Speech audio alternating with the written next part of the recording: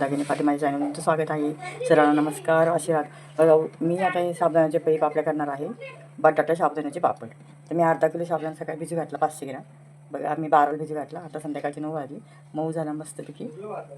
आता छान भिजला तो चांगला मस्त असं चांगलं स्वच्छ 2-3 पाणी आपण धुवून घेतो. त्याचं सगळं हे करून स्वच्छ करून भिजू घातला.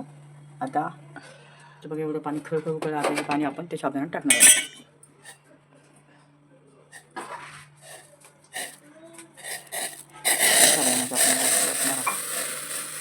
साबुदाणा आपण टाकणार आहोत. बघा आता त्यानंतर भिजेपर्यंत साबुदाणा तिचं टाकणार आहोत सगळं पाणी. बघा आता मी मस्त त्याच्यामध्ये भिजू घातलं साबुदाणा. तेवढं गरम पाणी टाकलं, उकळीचं पाणी 2 ग्लास घेतलं. मी 2 ग्लास पाणी घेतलं होतं. 2 वाटी तांदूळाला 2 ग्लास पाणी घेऊन गरम करून ते टाकलं. आता रात्रभर मी असंच ठेवणार आहे. याला सकाळी बघणार आहे. चला मी तुम्हाला तुम्हाला दाखवते.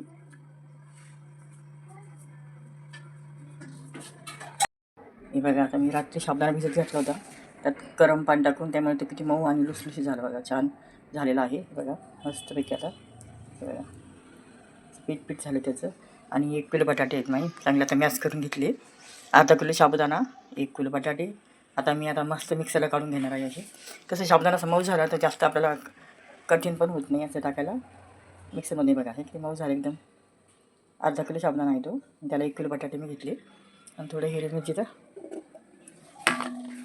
असं वाटण छान करून घेतलं. वाटण पण आपलं जास्त मिरची टाकलं. मी 4 मिरची टाकली. जास्त आपण मिरची टाकली की ठसका उठतो त्याचा.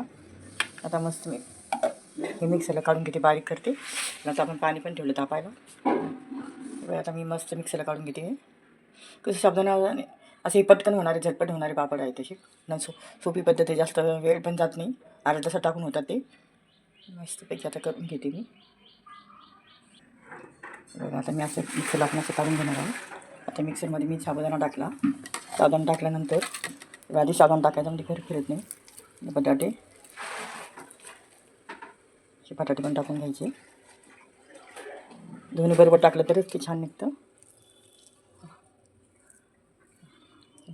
मग आपण असे छान बारीक करून घ्यायचे असे मस्तपैकी. नंतर टाकू देतो मला मी.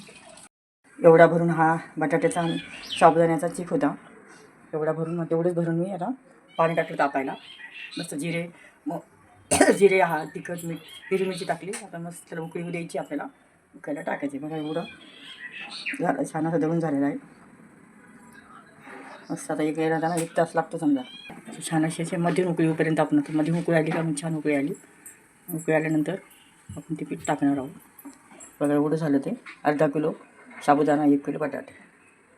एवढं आता मिक्सरला छान बारीक करून घेतलं. बघा आता आणि एवढं भरून होतं ना, एवढंच भरून पाणी टाकलं. त्याच्या मापाने पाणी टाकलं म्हणजे पातळ होत नाही आणि घट्टही होत नाही, छान होती.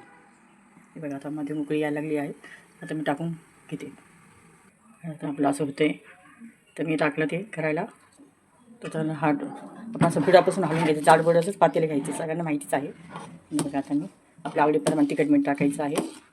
थोडे बटाटे कमी जास्त झाले तर काही फरक पडत नाही त्याला. मी अशीच करते दरवर्षी. आणि आताही त्याच पद्धतीने केले. कारण मिक्सरला कधी कधी लोड आल्यामुळे बारीक पण होत नाही लवकर. तरी पण ती शिजून जाते याच्यामध्ये. एकजीव होतात छानपैकी. आता चांगलं 2-3 उकळ्या छानपैकी घेते. थोडंसं थंड झालं की मग टाकायचं. मस्त होतं आता पळी पापडाला. जास्त वेळ पण लागत नाही घालायला. करायला आहे थोडंसं अवघड. करायला वेळ लागतो पण घालायला नाही वेळ लागत. पटपट आपण आपल्या आवडीनुसार आपण टाकतो. पण मोठ्याच गॅसवर ठेवलं मी आता. मोठ्या गॅसवर पटकन आणून येतं ते. झालं सगळं. अर्धा किलोमध्ये एवढे झाले.